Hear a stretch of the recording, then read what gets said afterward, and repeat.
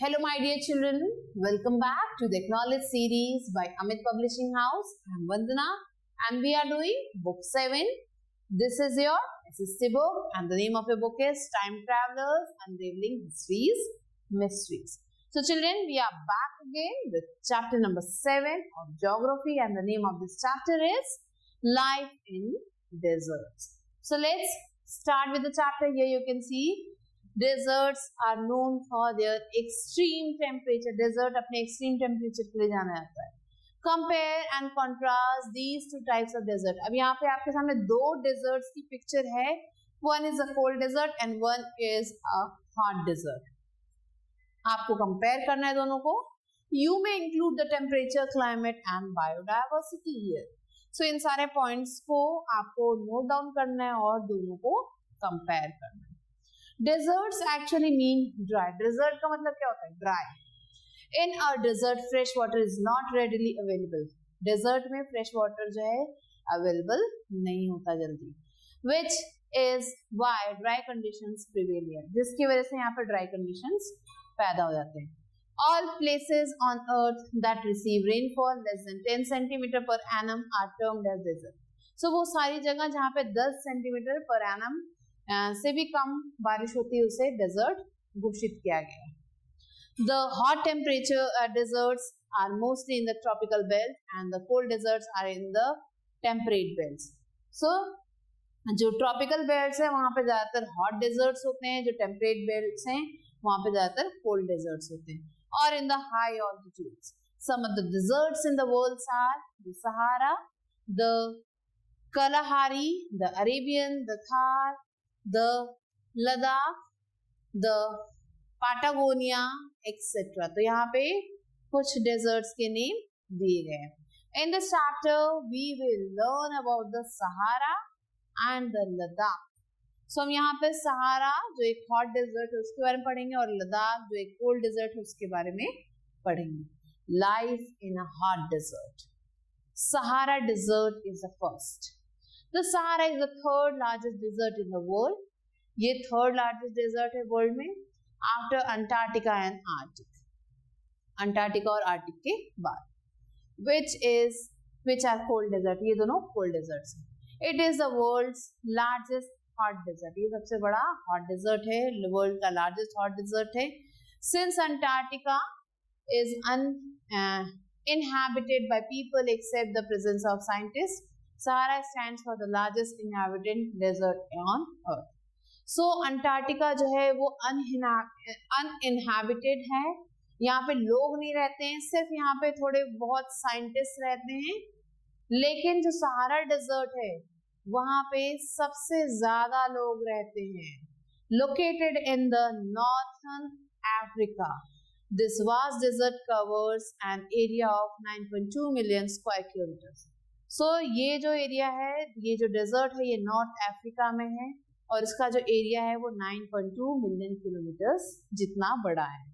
The word Sahara, here you can see the picture of the Sahara desert.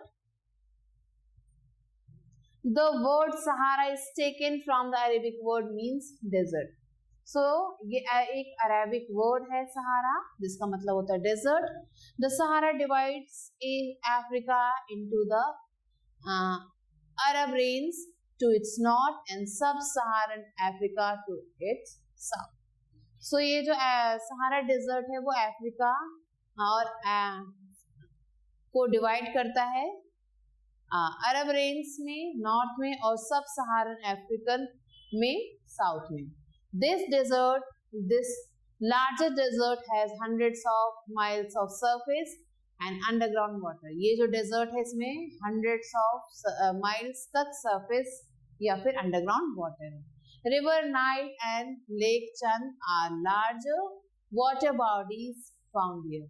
So इस जगह पे सबसे ज्यादा बड़ी जो water bodies हैं वो है River Nile या फिर Lake Chad. So ये दोनों जो यहाँ की water bodies हैं.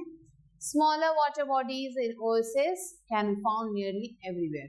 और यहाँ पे छोटी छोटी water bodies हैं जिसे oasis कहा जाता है. ये ज्यादातर जगहों पे आपको easily मिल जाएगा. Some of them have a steady supply of water, but some dry up soon. So कुछ oasis ऐसे जहाँ पे पानी रहता ही रहता है और कुछ है जो dry हो जाते हैं जल्दी. Now let's learn about the climate in the Sahara Desert. The climate in the Sahara is generally dry. The northern parts of the desert receives some precipitation in winter, while the southern part receives small rainfall in summer.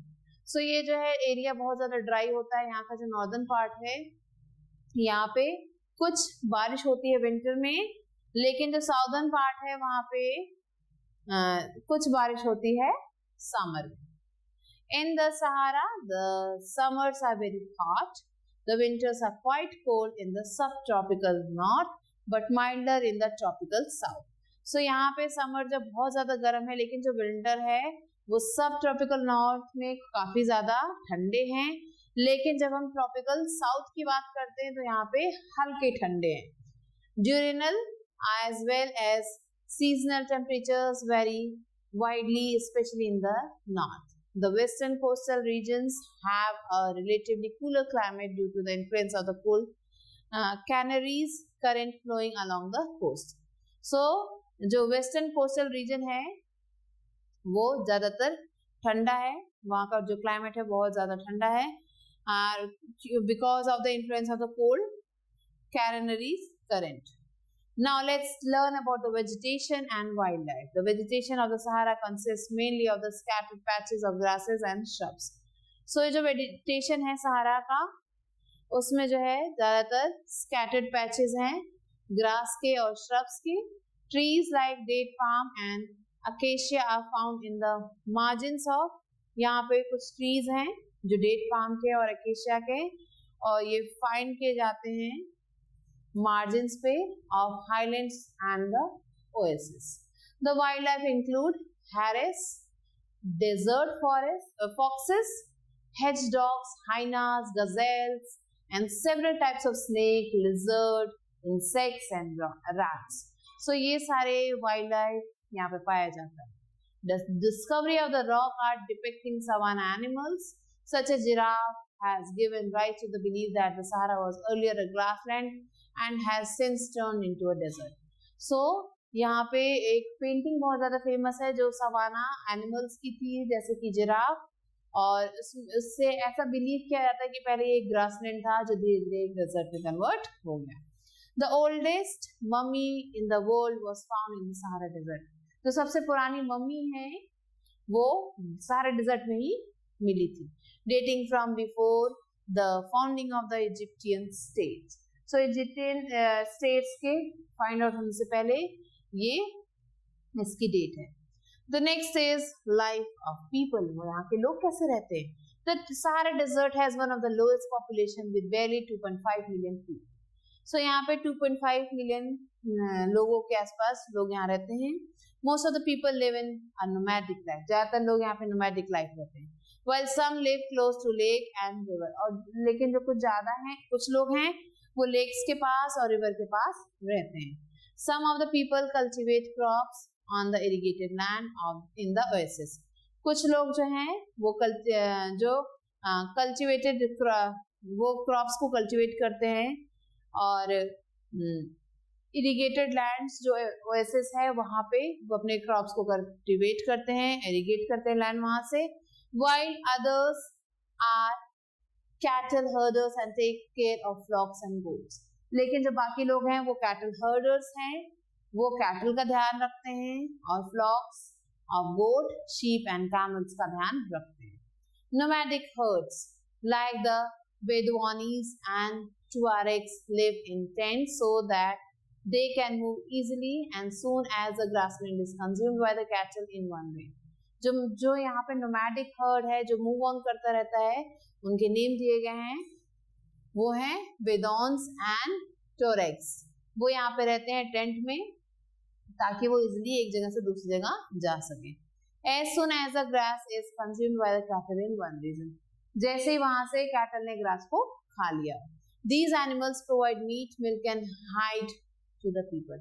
और ये जो animals हैं वो इन लोगों को meet provide करते हैं, milk provide करते हैं और बहुत सारी चीजें प्रोवाइड करते हैं. Hide is used for making water bottles, bells and slipper. So इनकी जो स्किन है उसे यूज किया जाता है वाटर बॉटल बनाने के लिए, बेल्ट बनाने के लिए और स्लीपर्स बनाने के लिए। while carpet, clothes and blankets are made from animal hair. लेकिन यहाँ जो कारपेट है, क्लोथ्स है और जो ब्लैंकेट है वो एनिमल के हेयर से बनाया जाता है। People living a settled life in the Nile Valley of an oasis cultivate food crops like wheat, rice, barley and beans. So यहाँ पे जो लोग हैं, people living a settled life in the Nile Valley, जो Nile valley में जो लोग रहते हैं ओएसिस के पास, कल्टीवेट करते हैं फूड क्रॉप को, जैसे कि व्हीट, राइस, बार्ली और beans. Cotton is an important cash crop grown है, कॉटन यहाँ पे ग्रो होता है। Dates are most widely grown among fruits apart from olive, figs and apricots. So यहाँ पे डेट्स को ग्रो किया जाता है, जो फ्रूट एक इनका फ्रूट है। इसके अलावा ऑलिव्स, फिग्स और एप्रिकॉट भी ग्रो होता है। Discovery of oil has helped in the economic development of the people and life of the Sahara is changing to become more modern. So यहाँ पे ऑयल की डिस्कवरी हुई थी, जिससे जो है यहाँ पे लोगों की लाइफ और ज्यादा चेंज हो गई, इकोनॉमिकल डेवलपमेंट हो गया यहाँ पे, और लोग यहाँ पे मॉडर्न भी होते जा रहे हैं। The Sahara deserts, singing sand dunes are phenomena that have left researchers stumped. So यहाँ पे सहारा डिजर्ट में ऐसा कहा जाता है, यहाँ पे सिंगिंग सैंड ड्यून्स हैं, और जिसको रिसर्चर्स जो है इसके बारे में पता कर रहे हैं। Orchestral sounds the desert emit can range from sonic booms, drumming and even whistling. So ये जो साउंड यहाँ पे क्रिएट होती है, ऐसा लगता है बूम का साउंड है, ड्रम बज रहे हो और कोई विसल कर रहा हो। Now as we have learn about Sahara desert, let's learn about the life in a cold desert. So here the name of a cold desert is Ladakh. Unlike the Sahara, Ladakh, located in the northern extremity of India, is a cold desert. So India में ये located है और ये एक cold desert है. This means there are no sand dunes here. इसका मतलब यहाँ पे कोई भी sand dune नहीं है. Ladakh, instead of a land, characterized by lofty ranges, rock walls, mountain, ridges, glaciers and snowfield. यहाँ पे ये सारी चीजें हैं in Ladakh. Previously, Ladakh used to be a part of Jammu and Kashmir. पहले ये जम्मू कश्मीर का पार्ट था. In 2019, it became a separate union territory of India. So 2019 में एक separate union territory बन गई इंडिया की, enclosed by the Karakoram ranges in the north and Zanskar mountain in the south. अब इसके जो चारों तरफ है, काराकोरम रेंजेस है नॉर्थ की तरफ, ज़स्कार माउंटेन है साउथ की तरफ. Ladakh is located in the lap of great Himalayas, और ये ग्रेट हिमालयाज के गोद में बसा हुआ है, लैप में बसा हुआ है. Located at the altitude at 3000 meters and 8000 meters. So यहाँ पे जो इसका एल्टीट्यूड है वो 3000 मीटर से लेके 8000 मीटर्स तक है. This union territory is of India is characterized by lofty mountains and arid land. So children, this mount is characterized by lofty mountain and arid land. So ये जो एरिया है यहाँ पे बहुत सारे mountains हैं और arid lands हैं. Many glaciers can be found here, including the Gangotri Glacier, which is the source of the mighty river Ganga. The river Indus flows through the mountainous land. सो यहाँ पे एक गंगोत्री ग्लेशियर है जो बहुत ज्यादा फेमस है, वो गंगा का ही एक पार्ट है, और यहाँ पे से इंडस रिवर भी फ्लो करती है. Now let's learn about the climate. Climate कैसा रहता है यहाँ पे? Due to its great altitude, Ladakh has thin air which allows the intense heat of the sun to be felt. So यहाँ पे जो क्योंकि बहुत ज्यादा ऑल्टीट्यूड पे है, तो यहाँ पे आप थिन एयर को फील कर सकते हो, जिससे जो है हीट की जो सन की जो हीट है वो फील की जा सकती है. The cold dry climate of Ladakh is harsh during the winter season. Winter season में यहाँ का जो क्लाइमेट है बहुत ज्यादा हार्श होता है. The average daily temperature in January ranges between -30 at 6 AM to -17 degree at noon and -24 at 6 PM. सो ये टेम्परेचर है, इसके अकॉर्डिंग वहाँ पे टेम्परेचर रहता है in January. The average daily temperature in June ranges from -8 degree at 6 AM to 1 degree at noon and 2 degree at 6 PM. The climate is wet in June with 100 mm of rainfall. यहाँ पे जून में जो ज्यादातर climate जो है wet रहता है। Cold frost bites are common during the inhospitable winters. यहाँ पे कोल्ड फ्रॉस्ट बाइट्स आपको देखने को मिलेंगे जब आप विंटर्स में आप जाओगे यहाँ पे। Now let's talk about the flora and fauna. Lying in the leeward side or rain shadow area of the Great Himalayas, Ladakh receives very little rainfall. So यहाँ पे लद्दाख में बहुत कम रेनफॉल आपको देखने को मिल सकता है। The annual average rainfall is as low as 10 centimeter. यहाँ का जो annual rainfall है वो 10 centimeter से भी कम है। This makes the land arid with very little natural vegetation, जिसकी वजह से यहाँ पे natural vegetation बहुत ही कम है। The high altitude is another reason for sparse vegetation. यहाँ का जो high altitude है वो भी एक reason है यहाँ के sparse vegetation के लिए। Patches of grass and shrubs can be found on the mountain slopes with poplars and willows grown in more fertile river valleys. यहाँ पे आपको grass के कुछ patches दिखाई देंगे, कुछ shrubs दिखाई देंगे mountain slopes पे, और poplar के जो flowers हैं, willow जो flower हैं, ये यहाँ पे आपको ग्रो करते दिखाई देंगे जहाँ पे फर्टाइल रिवर वैलीज हैं। In the summer season fruits like Apple, apricot and walnut grow. और जब समर सीजन आता है तो ये फ्रूट्स आपको यहाँ पे मिलेंगे। Animals like yak, sheep, mountain goat and some varieties of dogs can be found here. So यहाँ पे कुछ वेराइटीज हैं एनिमल्स के जो यहाँ पे मिलते हैं। People of Ladakh rear animals like yak, sheep and goat for their meat and milk. So यहाँ के लोग जो है याक, शीप और गोट को यूज करते हैं उनके मीट और मिल्क के लिए। The milk of yak in particular is useful in making dairy products like चीज एंड बटर। यहाँ पे चीज और बटर याक के मिल्क से बनाया जाता है। Woollen garments and shawls are also made from wool obtained from sheep and goat.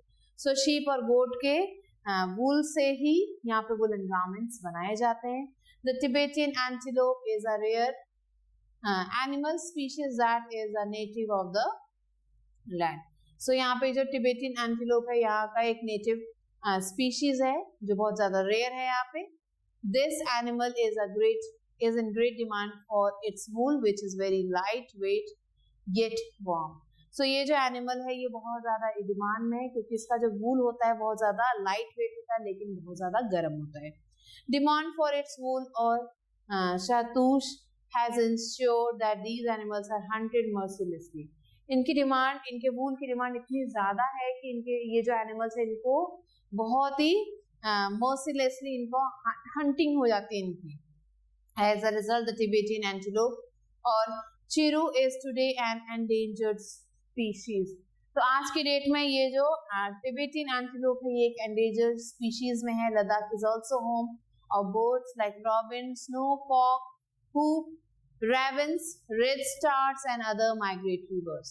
So यहाँ पे कुछ migratory birds भी रहते हैं। Here you can see the picture of yak, mountain goat and Tibetan antelope. Now here you can see the picture of ravens, hoop and ravens. Now let's learn about the life of people, how the people live here. The people of Ladakh have learned to survive the harsh condition by establishing a synergic relation with the nature and the environment. So यहाँ के लोगों ने environment के साथ रहना, जो भी conditions उनके साथ रहना सीख लिया है। Life in Ladakh is severely constrained due to scarcity of water. यहाँ पे जो life है वो वहाँ पे बहुत ज़्यादा पानी की कमी है। The main sources of water are melting glaciers and natural spring. यहाँ जो main source है water के वो है natural glaciers या फिर natural springs या फिर melting glaciers. Each water source in Ladakh whether natural or artificial has a stripe of land adjacent to it. So जो भी यहाँ पे source हैं लद्दाख में water के वो या तो natural है या फिर artificial है. Has a stripe of land adjacent to it where human settlements have developed and cultivated in practice. Cultivation is practice. So ऐसी जगहों पे ह्यूमन सेटलमेंट्स हैं और यहाँ पे कल्टीवेशन बहुत ज्यादा प्रैक्टिस हो रहा है। Small farms manage the work upon by women have developed in this oasis. So छोटे छोटे फार्म्स जो है मैनेज किए जा रहे हैं और उन पे वर्क किया जा रहा है जो वुमेन्स जो है डेवलप करती हैं ओएसिस के पास। Women run small shops and businesses business forms another source of income for the people of Ladakh. So यहाँ पे जो women हैं वो छोटे shops चलाती हैं, businesses चलाती हैं और जिससे ही यहाँ के लोगों की income होती है. In lands up to the elevation of 3000 meter where wheat is the main crop cultivated. So जब 3000 meters तक की बात करें तो यहाँ पे जो land है 3000 meters तक वहाँ पे जो है wheat grow किया जाता है. Barley is another important crop grown here. यहाँ पे barley भी grow किया जाता है. Grains are grown in the summer season. Winter experience too much snow and cold to grow crop. So grains जो भी यहाँ पे grow किए जाते हैं वो summer season में grow किए जाते हैं क्योंकि winters बहुत ज़्यादा cold होते हैं crops के लिए. The winter season is mostly an idle time for the people of Ladakh as the extreme cold climate makes it impossible to cultivate the land.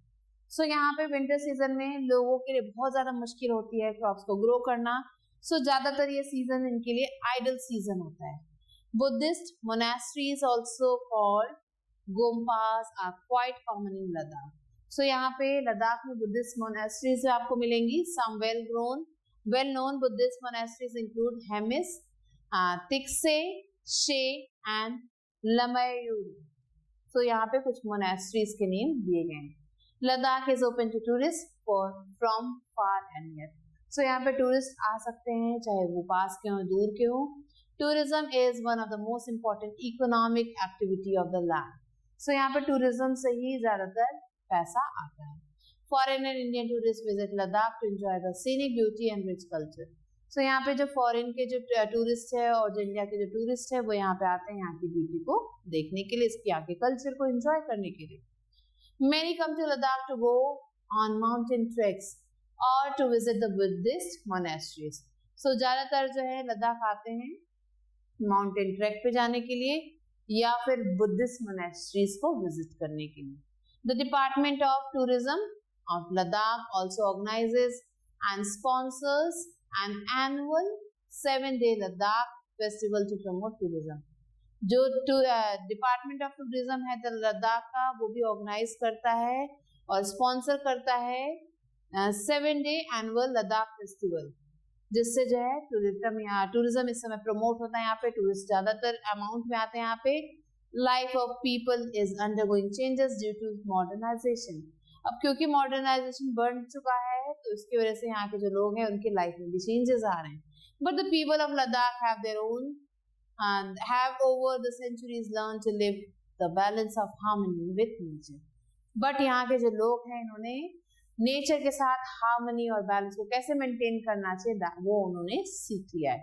Now children, let's quickly revise what we have learned. All places on earth that receive rainfall less than 10 centimeter per annum are termed as desert. Desert is a temperature and frigid zone, and desert in the temperate and frigid zone are called cold desert. And desert in the tropical and are the hot deserts. Sahara is the world's largest hot desert. Ladakh is the cold desert of India, located in the lap of Great Himalayas. Now, children, let's quickly answer these questions. Compare the climate and the relief feature of Sahara and the Ladakh. So, क्या climate condition है Sahara desert में और Ladakh में और क्या-क्या इनके relief features है that we have to compare and write here. Describe the economic activities of the people of Ladakh. So Ladakh के लोग अपनी economic activities को कैसे करते हैं that you have to write here. Write a note on the natural vegetation and wildlife of Ladakh. So natural vegetation or wildlife क्या है that you have to write of Ladakh and compare the life of nomads and settled people in Sahara.